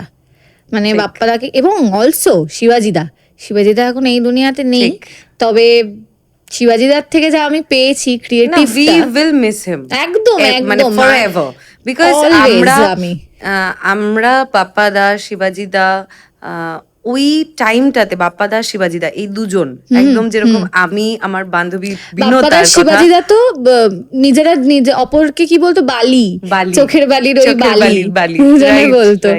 তো মিস করি, এখন খুব মিস করি শিবাজিদাকে। বাট এই আমার অ্যানুয়াল শো হলো, সবাই was present there except him. But আমার মনে হয়েছে আমি সেদিনকে অ্যানুয়ালি বেশি কিছু বলতে পারি না, কি আমার ভীষণ শরীর খারাপ ছিল, দ্বিতীয়ত আমি চাইনি বলতে ওই দিনকে, কারণ আমি কান্না থামাতে পারতাম না ওই দিন। তো শিবাজিদাকে আমি জানি নেই হয়তো ফিজিক্যালি, বাট মেন্টালি এবং অলওয়েজ আছে একদম। তো আমার এই 4 জনের থেকে অনেকটা পাওয়া, অনেকটা। সুজয় কাকু ইনক্লুডেড। সুজয় কাকু হয়তো আমাদের সেরকম ভাবে নাচ কোনোদিনও করায়নি, তবে ওই যে গাইডেন্স, একটা গার্জেনশিপ ওনার থেকে, মানে কিভাবে পুরো বিষয়টাকে মেনটেন করতে হয়, একটা ম্যানেজ করতে হয়, সুজয় কাকুর সেটাও থেকে পেয়েছি। শিক্ষণীয়, একদম শিক্ষণীয়টা। দারুণ দারুণ লাগছে আজকে। আর ইনফ্যাক্ট সবাইকে যেহেতু চিনি তাই আরো রিলেট করতে পারছি। ইনফ্যাক্ট যারা আমার অডিয়েন্স রয়েছে, ডান্সার্স অডিয়েন্স, অনেক দিন ধরে কাজ করছে, তারা এই নামগুলোর সাথে পরিচিত থাকবে, বিকজ তারা খুবই পরিচিত মুখ। একদম। এবং আমি তোর কাছে আবার পরের প্রশ্নে চলে যাই। এটা একটু কন্ট্রোভার্সিয়াল হলেও হতে পারে, সেরকম একটা প্রশ্ন তোর কাছে। ডান্স ইনস্টিটিউট চালাতে গেলে কখনো মনে হয়েছে শিল্প আর বিজনেসের মধ্যে এরকম কোনো আনকমফোর্টেবল একটা কম্প্রোমাইজ করতে হচ্ছে বারবার? আমি মানে ডান্স ইনস্টিটিউটটাকে কখনো ওই ভাবে যে ব্যবসার জায়গা আমি দেখিনি। আমি ভালোবাসি নাচ করাতে। ওখানে অনেক এরকম স্টুডেন্টদের সাথে আমরা প্রতিনিয়ত আমাদের দেখা হয়, সাক্ষাৎ হয়, আসে লাইফে, যারা হয়তো খুব মানে পারে না দিতে, নিজেরা হয়তো ঠিকভাবে খেতেও পারে না। আমি অনেক সময় হয়েছে তাদেরকে, ঠিক আছে কিছু দিতে হবে না, থাক, আমি করিয়েছি। এটা বড়াও করে বলার কিছু নেই, এটা এক্স্যাক্টলি যারা সবাই নাচ করেছে। ভালোবাসে না তারা এটা করে। একদম, যারা ভালোবাসে, ট্রু লাভ যাদের, নাচ ইমোশন যাদের, একদম। নাচ ইজ মানে কি বলবো, আমাদের কাছে অক্সিজেনের মতো, একটা ফ্রেশ এয়ার, ওটা ছাড়া আমরা চলতে পারবো না। এইটাই, ওইটাই বললাম যে মানে কাকামুনি পডকাস্টে মনে হয় বলেছিল, কোন পডকাস্ট মনে নেই, তোমার না অন্য, কারণ ওখানে বলেছিল যে নাচ না করলে কি করতে, তুমি মনে হয় জিজ্ঞাসা করবে কেউ একজন, তখন কাকামুনি বলছে নাচ ছাড়া তো কিছু করতেই পারি না, পারবোই না কিছু করতে। তো এইরকম হয়তো পারবো, মানে করতে পারবো চেষ্টা করলে, কিন্তু প্রফেশন বা কিছু পারবো না, মানে ভাবতেই পারি না ওইটাই। তো আমি কখনো ভাবিনি ব্যবসার জায়গা, মানে ওই হ্যাঁ ঠিক আছে একটা তো এখন, বাট গুরু দক্ষিণা আমরা যেটা বলি, হ্যাঁ গুরু দক্ষিণা যেটা দিচ্ছে সেটা আমি কখনোই আনকমফোর্টেবল জোনের মধ্যে ধরি না। কিন্তু এরকম তো আনকমফোর্টেবল জোন এসেছে যে কোনো প্যারেন্ট এসে বলল যে কাল একটা শো রয়েছে, সে হয়তো তৈরিই নয়, মেয়েটা বাচ্চাটা তৈরিই নয়, হয়তো মা বাবা এসে বললো কাল এরকম স্কুলে একটা পারফর্ম করতে হবে বা পাড়ায় একটা পারফর্ম করতে হবে, ওকে এই নাচটা একটু তুলিয়ে দাও। এবার তার ক্যাপাসিটি নেই সেটা জানা সত্ত্বেও তাকে তোলাতে হচ্ছে। এই আনকমফোর্টেবল জোনটা ফেস করতে হয়েছে। আমি বলবো লাকিলি এরকম কোনো প্যারেন্টের সাথে আমার এখনো হয়নি, হয়তো ভবিষ্যতে হবে। You are such lucky person. হয়তো হবে, কারণ আমার সময় সীমাটা অনেকটা কম এখন, মানে 2 বছর মাত্র, হয়তো হবে। কিন্তু হ্যাঁ এরকম হয়েছে যে ধরো আমার স্টুডেন্টরা তারা কম্পিটিশনে গেছে, সেখানে পার্টিকুলার ওরা একটা গান চুজ করেছে, দিদি এইটাই করতে চাই। বাকিরা হলে বা অ্যাজ এ টিচার আমি যদি প্র্যাকটিক্যালি ভাবি, সেটা তো আমার প্রাইভেট ক্লাস করে না ও আমার কাছে, ও তো আমার গ্রুপ ক্লাসের স্টুডেন্ট, তাহলে আমি ওকে কেন আলাদা করে করাবো? তাহলে আলাদা প্রাইভেট ও করুক, আমি শিখিয়ে দেবো, 100 বার শিখিয়ে দেবো, কিন্তু আমি তার জন্য একটা প্রাপ্য মূল্য আমি চাইবো। ঠিক, আমার মন থেকে, মাথা থেকে, কিছু মুখ থেকেও বেরোবে না কথাটা, আমি নিইনি। আমি নিজে থেকে বলেছি আসিস আমি করিয়ে দেবো, এবং একদিন না 2-3 দিন আমি তাদেরকে টাইম দিয়েছি, হয়তো আমার শিডিউল থেকে বের করে। এটা অ্যাকচুয়ালি পয়সার জন্য তো আমরা করি না, একদম। তো সেই জায়গাটা আমরা আর ধরছি। যেহেতু আমরা আসলে ছোটবেলা থেকে আমরা কিন্তু জানিস এরকম আমি জানি না কেন আমার কাছে এরকম এসেছে, মানে 1 মাস ক্লাস করার পর বলল যে প্রিয়াঙ্কা এরকম না একটা পারফর্ম করতে হবে, ওকে একটু নাচটা তুলিয়ে দিও। আমি না মানে আমি দেখলাম বাচ্চাটি সবে ঢুকেছে, তাকে তো তৈরি হওয়ার একটা সময় দিতে হবে, তাকে যদি আমি শুধু খাওয়াতে থাকি বমি হয়ে যাবে। এবং এখন যেটা ম্যাক্সিমাম প্যারেন্টসরাই বলে যে শোকারণ, তো বুঝতে পেরেছো, রিলেট করতে পারছেন তো আপনারা যারা দেখছেন, শোকারণ তো। এবার যখনই এই বিষয়গুলো আসে, মানে হয়তো এইভাবে কেউ বলেনি, ইনডিরেক্টলির উপরে আর কেউ না না সবাই তাই, অনেকের কাছে তো আঢাও গানের নাচ কেন হচ্ছে না, আঢাও গানের নাচ কেন হচ্ছে না, আঢাও না করলে গানের নাচটা করবে কি করে? আঢাউয়ের যদি বেসটাই না স্ট্রং হয় আমি করতে পারবো না। ক্লাসিক্যাল ডান্সাররা হিপ হপ ওয়েস্টার্ন চোখ বুঝে করতে পারবে, ঠিক একদম। কিন্তু হ্যাঁ ব্যতিক্রমী সব জায়গায় আছে, সব জায়গায় আছে, সেরকম ভাবে উল্টোটাও, মানে ওয়েস্টার্নরাও হয়তো করতে পারবে, কিন্তু আমাদের মতোই স্ট্রং বা ওই যে ক্লাসিক্যাল যারা ছোট থেকে শিখে এসছে ওই পাকাপোক্ত বিষয়টা হয়তো আমরা দেখতে পাবো না। রাইট। এবং এই ধরো কোনো একটা প্যারেন্টস ধরো ভর্তি হবে, ফোন করেছে, এই শো হয় বা এরকম হয়, আমি তাদের স্ট্রিক্ট বলে দিই, আমি একদম বলেই দিই যে দেখুন ভর্তি যদি করানোর হয় অসুবিধা নেই, কিন্তু এই যে শো যদি হয় তাহলে আমার কাছে ভর্তি করাবেন না, আমি শো এর জন্য তৈরি করতে পারবো না। আগে তৈরি হবে, আমার যদি মনে হয় she is capable or he is capable, আমি ডেফিনেটলি আমার শোতে নেবো। এবং আমার ওরকম কারি শো আসে না, মাসে 10-12টা শো আমার আসে না, সত্যি আসে না। আমি এম ভেরি হ্যাপি, আমার যেটুকু আসছে আমি প্রাপ্য মনে করছি আসছে, যেটা আসছে না কোনো ব্যাপার না। আমার কোনো রিপেন্টেন্স নেই লাইফে যে বাবা আসছে না শো, আমার তো ভিডিও নেই, আমার তো স্টুডেন্টের মারা কিভাবে আসবে, এ তো শোই করায় নাই, আমার কিছু নেই। বছরে যেটা অ্যানুয়াল শো, এবং আমার যেটা মত যে আমি 1 বছর অ্যানুয়াল শো করাবো, পরের বছর কোনো একটা ওকেশনাল শো করাবো। একদম, মানে আমাকে যদি কেউ শো এর কথা বলে, হ্যাঁ। আমি তখন একটাই কথা বলি, আমাদের ইনস্টিটিউটের এই দিন শো, আমাদের এই মাসে এটা হয়, ওই মাসে ওটা হয়, মানে বিভিন্ন যে আমাদের ইভেন্টস গুলো হয় সেগুলোর কথা বলি। বলার পর তাতে যদি আপনি ইন্টারেস্টেড থাকেন, বাকি কল শো তার মর্জি, কখনো আসবে কখনো আসবে না, আমি তো কনফার্ম বলতে পারবো না। আর এখন তো মানে আমার ক্ষেত্রে হয়নি, বাট অনেকের থেকে শোনা রিয়েলিটি শোতে যাওয়া হয় নাকি, রিয়েলিটি শো এর জন্য তৈরি করা হয় নাকি, সেটা অন্যদিকে চলে যাবে। ঠিক আছে ছেড়ে দিই আমরা, চলে যাই আমরা পরের প্রশ্নে। ইনস্টাগ্রাম, মানে তুই তো মোটামুটি ইনস্টাগ্রামটা খুব মনোযোগ সহকারে করিস, হ্যাঁ। তো ইনস্টাগ্রাম কি তোর আইডেন্টিটি বদলেছে কোথাও? অফকোর্স, আমি পুরোই ইনস্টাগ্রামের জন্য, আমি সোশ্যাল মিডিয়ার জন্যই, মানে আজকে মানুষ যেটা চিনেছে আমাকে, মানে এই যে বললাম না কোয়ারিজ আসছিল তখন, তুই মানে তোর আইডেন্টিটিটা কতটা বদলেছে, মানে আমি বলতে চাইছি নট অনলি আইডেন্টিটি, পার্সোনালিটিও, মানে সেটাও কি কোথাও এফেক্টেড হয়েছে? একটু তো হয়েছে, হ্যাঁ। মানে তার মানে এই না যে আমি যেরকম জলি, আমি মানুষের সাথে মিশতে পারি, এবং আমার কাছে যখন কল আসে তখন মানে অনেকে এরকম বলে যে আপনি যে ফোন ধরবেন আমি তো ভাবতেই পারিনি, আপনি কথা বলছেন তো ভাবতেই পারিনি, আপনার কোনো অহংকার নেই। আমি তাদেরকে বলি কি হবে, একটাই তো জীবন, অহংকার করে কি করব মানে ঠিক আছে, আমার কাছে অহংকারের মতো বস্তু আছে, আমি অহংকার করছি, কিন্তু আমি সাধারণ মানুষ যে আমার কাছে শিখতে এসছে, বা হয়তো সে তার কোনো শোতে আমাকে ইনভাইট করছে, তাদের কাছে দেখি আমি কেন করব। আজকে হয়তো আমার তাদের দরকার পড়েছে, মানে তাদের হয়তো আজকে আমাকে দরকার পড়েছে, হয়তো 2 বছর পর আমার তাকে দরকার হতেই পারে, ঠিক হতেই পারে। তার মানে ট্রান্সপারেন্সি একটা মেনটেন করে আমি সবার সাথে মেশার চেষ্টা করি। তো এবার এই যে আইডেন্টিটি, আমি আগে ধরো নর্মাল ওই ভিডিও, আমার কাছে না কখনোই মানে রিচ বা ধরো যে ভিউজ আমার কাছে খুব একটা ম্যাটার করে না। তবে হ্যাঁ, কান্না মিলিয়ন ভিউজ পেতে ভালো লাগে, সবারই ভালো লাগে। একটা মিলিয়ন ভিউজ যখন প্রথম নাচকোষামা, আমার প্রথম মিলিয়ন ভিউজ, আমার তো ভালো লাগবেই, একদম। এবং নাচকোষামা, অনেকে এটা ভুল জানে, নাচকোষামা কিন্তু আমার কোরিওগ্রাফি নয়, এটা কাকামুনির কোরিওগ্রাফি। নাচকোষামার গল্প তো নিশ্চয়ই আসবে পরে, আমি ওটা তখন বলবো। এখনই তোর কাছে প্রশ্ন করবো যে এই নাচগোসামাটা তো সবাই এত পছন্দ হয়েছে, ওই এক্সপিরিয়েন্সটা যখন ফার্স্ট ভাইরাল হতে দেখলি তখন কিরকম একটা ফিলিং হয়? নাচগোসামা তো দেখো, আমি প্রথম গানটা শুনি 2023-এ আমি পারফর্মটা করেছিলাম। এবার তখন ওই বছরের ফেব্রুয়ারি-মার্চ নাগাদ আমি গানটা শুনি, দিয়ে আমি কাকামণিকে শোনাই যে দেখো কি ভালো গানটা, একদিন তুলিও। আর কাকামণির এই অভ্যাসটা, আমি কতবার কাকামণির কথা বললাম, নিশ্চয়ই বিষম খাচ্ছে, যাই হোক। তো আর কাকামণি ছাড়া আমার লাইফ হতো না, মানে আমি এখানে যেইটুকু জায়গায় বিলং করছি কাকামণির জন্য, মানে পুরো সোপে দিয়েছি ওনাকে, এরকম একটা ব্যাপার। আমার কোনো মানে কি বলবো, আমার কোনো ব্যাপারই না যে আমি কেন অ্যাকসেপ্ট করবো না যেটা সত্যি।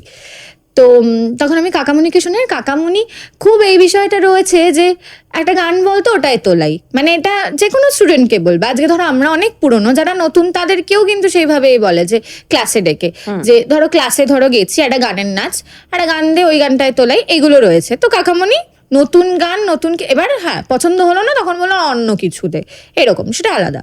পছন্দ মানে খারাপ নয়, হয়তো ওইটা তোলাতে মুড নেই কাকামণির, এরকম। তো আমি এরকম দিয়েছিলাম, শুনে বলেছি বাহ খুব সুন্দর। তখন নাচগোসামা ভাইরাল হয়নি, শোনেইনি গানটা কেউ। তারপরে কাকামণি মনে হয় এপ্রিল-জুন না ওরকম, এপ্রিল-মে ওরকম নাগাদ নাচটা তোলায়। এবার তার মাঝে আমার ফোন চেঞ্জ হয়েছে, কারণ তখন আমার খুব ইচ্ছা আইফোন কেনার, আমি আইফোন কিনেছি, চেঞ্জ হয়েছে অ্যান্ড্রয়েড থেকে, ঠিক আছে।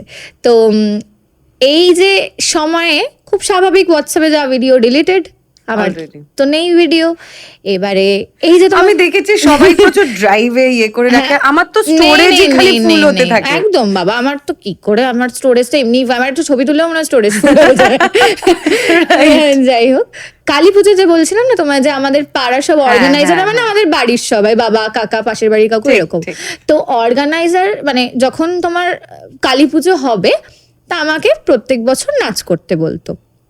হ্যাঁ ঠিক আছে। আর আমাদের ওই পার্টিকুলার ওই আমাদের ব্যবসায়ী সমিতি, বৈঠকখানা ব্যবসায়ী সমিতির পুজো মানে বলছি ইজ ভেরি ফেমাস, মানে ঠাকুরের জন্য ভেরি ফেমাস, মানে এত সুন্দর মুখটা ঠাকুরের হয়, তো সবাই আসতো। আগে মানে অনেক বড় বাজেটের হতো, এখন যেহেতু সব লকডাউনের পরে সবই চেঞ্জেস হয়েছে, সবারই ক্ষতি এই হয়েছে, তো একটু কম বাজেটে হয়, বাট ঠাকুর প্রতিমাটা নিয়ে কোনো কম্প্রোমাইজ হয় না।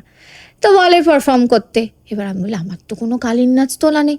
এবারে খুব স্বাভাবিক হয় যে স্টুডেন্টদের নাচ করা দিয়ে আর নিজের জন্য ভাবার এনার্জিটা থাকে না, তখন মানে অনস্টেজ যা করি করে দিই, কেউ তো আর জাজ করার নেই, ঠিক আছে স্টুডেন্টরা ভালো হলে তৈরি হলেই হবে ভালো করে। তো এবারে আমি ভাবলাম যে কি করি, তখন মনে পড়লি কাকামণি একটা নাচ তুলিয়েছিল, কিন্তু আমার তো ভিডিও নেই। মাথায় যা মনে ছিল যেইটুকু, অ্যান্ড কি বলবো, আমার টাচউড নাচ মনে থাকে, তো মনে ছিল হয়তো 2-3টে মিউজিকের স্টেপ একটু আলাদা, আর সেগুলো কিন্তু কাকামণিরই স্টেপ, কোনো কালে বা কোনো গানের করানো, ফোক এই স্টেপগুলো বলো, এইগুলো, তো এইগুলো আমি দিয়ে মোটামুটি করি। এবারে ভিডিও করতে গেল, আমি যখন পারফর্মটা করতে যাব তার আগে আমি কন্যা শ্লোক পারফর্ম করি, তারপর নাচগোসামা করি, তারপর মেয়েদের সাথে একটা লাস্টে করেছিলাম, ভুলে গেছি কি, যাই হোক। নাচগোসামার ড্রেস চেঞ্জ করে আসি যখন, কালী পুজোর 2 দিন আগে হয়েছিল এটা, ঠিক আছে শোটা।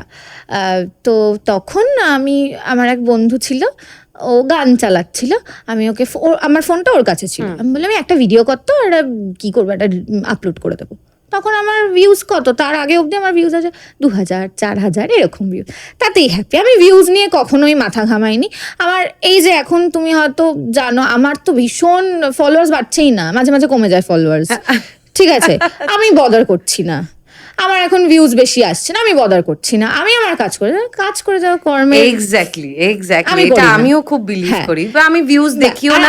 আমি দুটো জিনিসে খুব বিশ্বাস করি, one is this, other one is যা হবে হয় বা হবে ভালোর জন্য হবে, আমি এই দুটো বিশ্বাস করি। তো আমি বলি ভিডিওটা কর, দিয়ে আমি স্টেজে উঠি, নাচ করি, করার পর সবাই খুব ভালো বলে, নাচটা ভালো করেছিস, ব্যাস সেটা আমি মোটামুটি সবার থেকেই পাই, প্লাস গার্জেনরা স্টুডেন্টরা তো বলেই, ওরা একটু বেশি করেই আদর করে বলে দিদি কি ভালো হয়েছে। আর ওদের কাছে আমি টিচার ম্যাম কখনোই নই, দিদি অলওয়েজ। এবং কি বলবো, আমার সব যারা সিনিয়র স্টুডেন্ট ওরাও আমার সব পিঠে আমার থেকে 1 বছরের ছোট 2 বছরের ছোট, মানে ওদের সাথে দিদি মানে ম্যাম ওই সম্পর্কটাই নেই। হ্যাঁ যখন ক্লাসরুমের ভেতর তখন আলাদা আমি, কিন্তু তাও মজা করেই করি। আর বাকি সময় ওদের সাথে ঘুরতেও গেছি, হয়তো ছবি দেখেছো, ঘুরতে গেছি, রিল বানিয়েছি, এইগুলো হয় আমাদের মাঝে।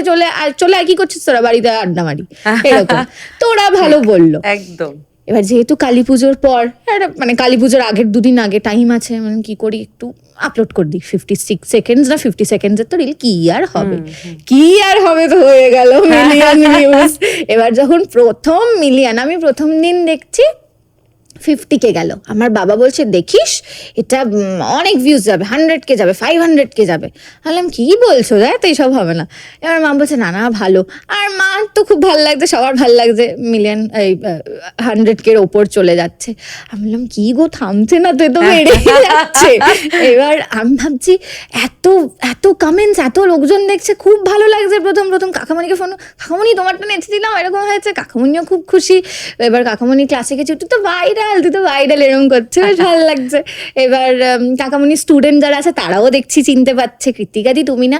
এবং কি বলবো, আমাকে এখন সবাই এইভাবেই চেনে, দিদি তুমি নাচগোসামা করে। এক্স্যাক্টলি এইটাই না আমাদের মনে হয় যে খুব ভালো লাগে। আমাকে যেমন সবাই বলে যে কালো ভ্রমর, দিদি তোমার কালো ভ্রমর নাচটা আমি দেখেছি, ওইটা আমার কাছে পাওয়া লাগে, যে তোর যেমন নাচগোসামাটা লোকে পছন্দ করেছে এবং ভাইরাল হওয়ার পর আমাদের একটা মনে মনের মধ্যে ইয়ে থাকে, এই সবাই দেখেছে, হ্যাঁ, সবাই ভালো বলছে, হ্যাঁ, যে কোনো ভালো তখন, কাজ মন হ্যাঁ, থেকে তো মিলিয়ন ভালোই বা এরকম একটা রিচ বা এরকম একটা ভালোবাসার পাওয়ার পর মনে হয় আমার আরো বেশি করে ক্রিয়েট করি, কিছু করি, ঠিক। রিল বানাই, ভিডিও দিই। ঠিক। তো যেহেতু আমার ফেসবুক আর ফেসবুকে আগে বেশি ভিউজ যায়, তারপর ইনস্টাগ্রামের ভিউজটা টানে, তো তারপর দেখলাম মিলিয়ন ভিউজ চলে গেছে। তো আমার এক বন্ধু, চেনো হয়তো, সজল, ও মারা গেছে, ওর হ্যাঁ, গল্পটা আমরা রবীন্দ্র ভারতীতে একসাথে পড়তাম, ও আমাকে বলেছিল দেখিস এটা মিলিয়ন ভিউজ যাবে, যখন যাবে আমি তোর বাড়িতে কেক নিয়ে আসবো। এবং ও কল্যাণী থেকে আমার জন্য সত্যি 1.1 মিলিয়ন যখন হয়েছিল কেক নিয়ে এসেছিল ছেলেটা। ও, তো ওর সাথে আমার খুব ভালো বন্ডিং হ্যাঁ, ওর হয়ে একটা গেছিল। দুর্ঘটনায় মারা যায়, হ্যাঁ, right? তো যাই হোক, নিয়ে আর বলতে চাই না। ঠিক। তো এই হওয়ার পর নাচো গোসামে এরকম আমার লাইফ, মানে আমি ওটাকে না বলি আমার ব্রহ্মাস্ত্র। কেন? ধরো আমার একটু ভিউজ হচ্ছে না, নাচো গোসামা দিয়ে দিলাম, আচ্ছা, 100 কে হয়ে গেল, আবার ভিউজ হচ্ছে না। আমার নাচো গোসামার প্রথম যখন ওয়ার্কশপ করাই, আমার জাস্ট বলছি যে এই সময় এই ডেটে এই স্থানে নাচো গোসামার ওয়ার্কশপ হচ্ছে, তোমরা এসো, জয়েন করো। 800K ভিউজ, ওইটা জাস্ট বলেছি। তো আমি এটাকে ব্রহ্মাস্ত্রই বলি। এক্স্যাক্টলি। এবং আরেকটা খুব ভালো ইনসিডেন্ট হয়, মানে যেটা কি বলবো, ইমোশনাল ইনসিডেন্ট একটা। আমি নন্দকুমারে জাজমেন্টে গেছিলাম মেদিনীপুরে। তো ওখানে আমি জাজমেন্ট করার পর একটি মেয়ে, শ্রেয়সী মুখার্জি বলে, ও পারফর্ম করেছিল একটা ফোকে পলাশতুলির মাঠে। ভীষণ ভালো মেয়েটা, অসাধারণ নেচেছে, অসাধারণ এক্সপ্রেশন মেয়েটির। ও পারফরমেন্স শেষ হওয়ার পর যে হোস্ট করছিল শোটা, তার মাইকটা নিয়ে বললো আমার কিছু কথা বলার আছে। তার আগেই আমি জাস্ট আমার বক্তব্য শেষ করেছি, জাজমেন্ট এটা খুব ভালো করেছো, খুব ভালো এক্সপ্রেশন, ভীষণ ভালো, এসব বলে কথা বলার আছে বলেছে। এবার ও বলছে ম্যাম আমি আপনার খুব বড় ফ্যান, নাচো গোসামা দেখে আমি মানে কি বলবো, আমায় এত ভালো লেগেছে আপনার এক্সপ্রেশন দিয়ে। আমি তো সিঁড়িতে দিয়ে যখন স্টেজে উঠেছি ও কেঁদে ফেলেছে আমাকে দেখে। তো এই যে পাওয়াটা আমার কাছে, এবং আমি আর ওই সাইডে দেখবে ওদের না লাইভ ক্যামেরায় ভিডিওগুলো ইউটিউবে একটা ওদের পেজে আপলোড করে, চ্যানেলে। ওখান থেকে আমি ওই শর্টটা নিয়ে দিয়েছিলাম, দিয়ে ওইটা একদিনে 3 মিলিয়ন ভিউজ টেনেছিল ফেসবুকে। ওই জাস্ট এইটুকু, এই বলছে কাঁদছে, এবার আমাকে বলছে আপনি আশীর্বাদ করুন আমি যাতে অনেক দূর যাই। বললাম আমার মতো কেন হবি তুই, আমার থেকে অনেক অনেক বড় হবি, খুব ভালো নেচেছিস, কাঁদছিস কেন, এরকম করে বলছে। এইটুকু তো আমার এত ভালো নেচেছিল। আর মেয়েটা খুব ছোট, মানে she is just 19 years old। এবং এই কিছু মাস আগে, 2 মাস আগে ও একটা ওয়ার্কশপ হোস্ট করলো তমলুকে, আমাকেই নিয়ে গেল প্রথম। আমি ওখানে নাচো গোসামাই করিয়েছিলাম। এবং আমি যেটা করি ওয়ার্কশপের সাথে, এখন রিসেন্টলি আমার লাস্ট কারমাইয়া রনে নাচে বলে একটা কোরিওগ্রাফি করেছিলাম লাস্ট ইয়ার, সেটার আমি কি করেছিলাম যে ওয়ার্কশপের সাথে একটা কম্পিটিশন। এইটা আমি জানতে পেরেছি, আমি না মুম্বাইয়ের অনেকের ওয়ার্কশপ অ্যাটেন্ড করেছি, অনেকের বলতে আমি একজনেরই করেছি, আলেকজান্ডার নোয়েল। সেটারও একটা রিল খুব ভাইরাল হয়েছিল কান্থা বলে, ওটা সব থেকে বেশি ভিউজ, 13 মিলিয়ন। তো সেখান থেকে আমি জানতে পারি যেটা ওয়ার্কশপের সাথে সাথে ওরা কি করে, শোকেস করে। What is showcase? শোকেস হচ্ছে ধরো 50 জন একটা ওয়ার্কশপ অ্যাটেন্ড করেছে, এবার 50 জনের সময় সম্ভব তো না 50 জনকে ধরে ধরে করানোর।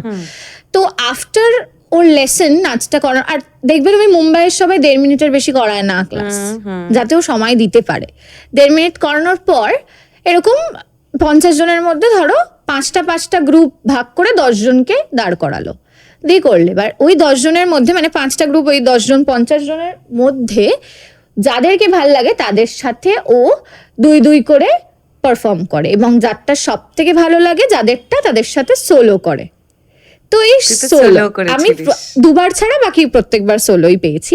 মানে একবার লাস্ট বারে যেটা করেছিলাম ওখানে একদম সময়টা খুব running late, he was, that's why আমি ডুয়োটা আমাকে দিয়েছিল। বাট এখন দেখলে আমাকে বলে যে হোয়াটসঅ্যাপ সুপারস্টার, এরকম করে বলে নোয়েল। অ্যান্ড এখনও লিটারালি ইউএসএ এইসব জায়গায় ট্রাভেল করছে উইথ প্রভুদেবা স্যার। তো হি ইজ ভেরি, মানে কি বলবো, খুব জলি, খুব ভালো পার্সোনালিটির একজন, এই আর কি। তো নাচো গোসামা এইভাবে আমার কাছে একদম অনেক অনেক আশীর্বাদের মতন শ্যামার আশীর্বাদ পেয়েছি। আমি ওটা বলছি, মা কালী ধরো একটা খুব ছোট্ট একটা, মানে হয়তো ধরার মতো ইনসিডেন্ট নয়, এই এই বছর লাস্ট ইয়ার কালী পুজোতে আমি আমাদের পাড়ার ঠিক অপোজিটে একটা জায়গায় প্যান্ডেলে গেছি, আমি আর আমার স্টুডেন্ট আর দুজন বন্ধুরা মিলে। ওখানে একটা ছবি মা কালীকে পেছনে রেখে আর আমাকে ঠিক এরকম এই পজিশন, এরকম সামনে, আমি ছবিতে ফোকাস, পেছনে মা কালী ব্লার, একটা ছবি তুলেছে। এত সুন্দর ছবিটা নিয়ে আমার কাছে নাহলে দেখাবো তোমার পরে। এত সুন্দর এসছে ছবিটা। সেম ছবি আমার ওই স্টুডেন্টই যখন তুললো, মুখ কালো, এবং সেটা মাল্টিপল টাইমসও তোলার পরেও ছবিটা এলো না। আমি তখন ভাবলাম যে some connection is there with her. মানে আমি ছোটবেলায় খুব ভয় পেতাম মা কালীকে, কারণ তো এরকম একটা উগ্র চণ্ডা, হ্যাঁ, তো আমার খুব ভয় লাগতো। কিন্তু নাচঘোষ আমার পরে এবং এই ইনসিডেন্টটার পরে আমি ভাবলাম যে না, ভয় পেলে হবে না, আছে আমার পাশে, আছে তো রয়েছে। একদম একদম ঠিক ঠিক। বেশ ভাল লাগছে ওর সাথে গল্পে মোটামুটি মজে গেছি ওর সাথে।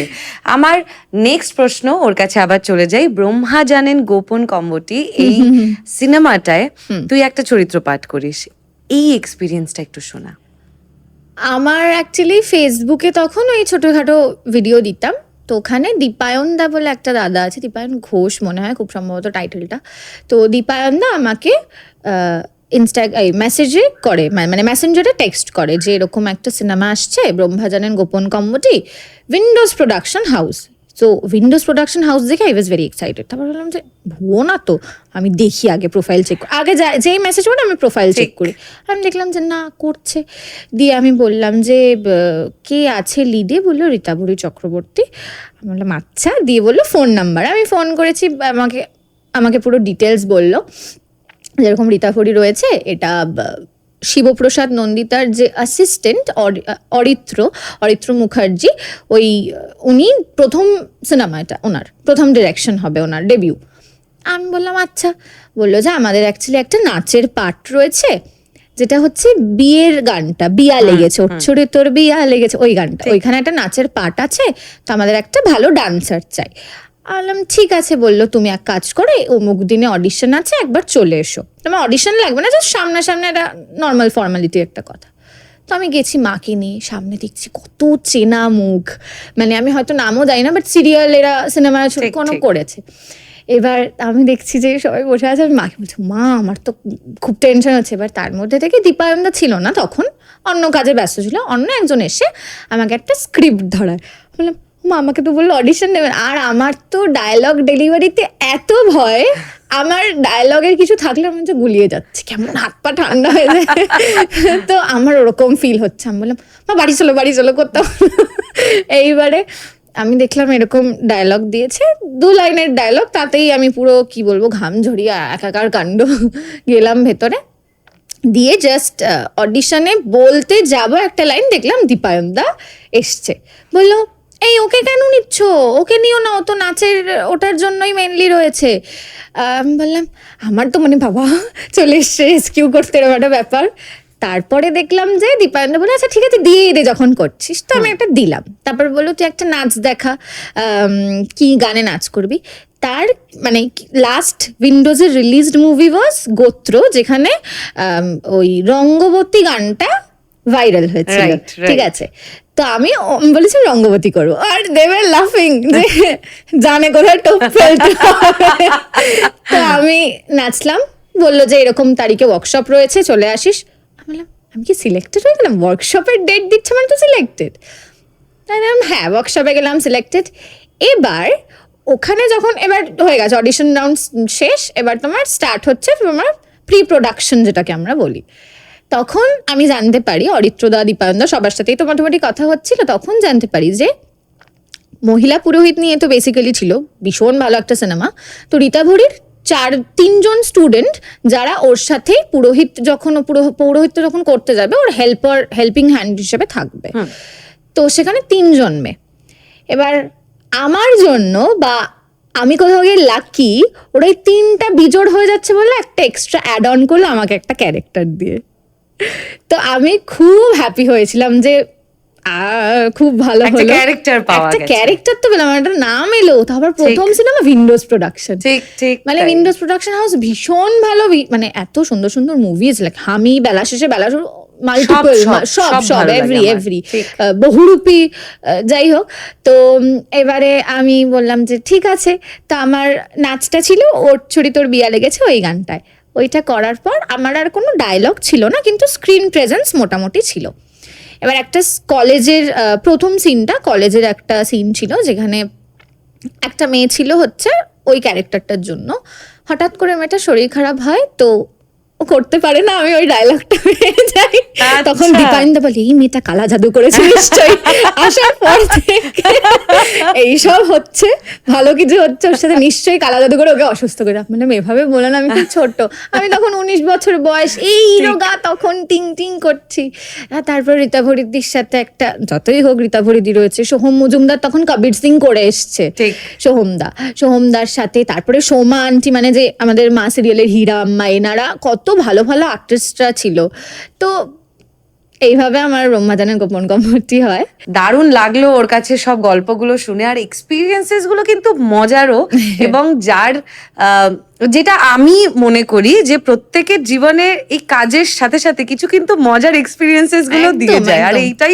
এটা নিয়েই আমরা চলতে থাকি। হ্যাঁ। খুব ভাল লাগলো কৃত্তিকা, আমরা অলমোস্ট শেষ, কিন্তু একটা প্রশ্ন লাস্টে, এটা আমার জন্য, কেমন লাগলো আজকে পডকাস্ট? ভীষণ ভালো। আমি তো প্রথমেই বললাম যে আমাকে ভেবেছো তুমি, তার জন্যই আমি থ্যাঙ্কফুল খুব। আর তুমি সব থেকে ইম্পর্টেন্ট, যে হোস্ট থাকবে তার সাথে একটা কমফর্ট জোন যদি না থাকে, এত গল্প শেয়ার করা যায় না। অ্যান্ড সব থেকে ইম্পর্টেন্ট আমার কাছে, this is my first podcast, যেটা খুব স্পেশাল এবং মনে থেকে যাবে, যে প্রিয়াঙ্কাদি যে একদম আমাকে মনে করে তো বলেছে, সেই জায়গাটা হয়তো দিয়েছে, এবং সেই ভালোবাসাটার জন্যই হয়তো। এটা তো আমার কাছে, মানে আমি দর্শককে অলরেডি কথা দিয়েছি যে আমি সকল ডান্সার্সদের ডাকার চেষ্টা করব। হয় তাদেরও জীবনে কিছু স্টোরি থাকতে হবে যেটা আমি শুনতে পারবো এবং আমার দর্শককেও শোনাতে পারবো। তো তোমরাও কিছু স্টোরিজ যদি তোমাদের গল্প থেকে থাকে, তাহলে আমাকে হোয়াটসঅ্যাপ করো 6291967939 এই নাম্বারে। পডকাস্টে আসতে হলে তোমরাও কিন্তু তোমাদের স্টোরি আমাকে ভয়েস মেসেজ করে জানাতে পারো, তোমাদের জীবনে কি কি ঘটেছে যেটা তোমরা পডকাস্টে শেয়ার করতে চাও, এবং তার সাথে সাথে আর্টিস্ট হওয়াটা কিন্তু মাস্ট। একদম ভালো লাগলো আজকে পুরো পডকাস্টটা, যদি তোমরা শুনে থাকো, লাইক, কমেন্ট, শেয়ার এই 3টে করতে ভুলবে না। আর যারা যারা এখনো সাবস্ক্রাইব করোনি, সাবস্ক্রাইব করে দিও। Thank you. পরের পডকাস্টে দেখা হচ্ছে।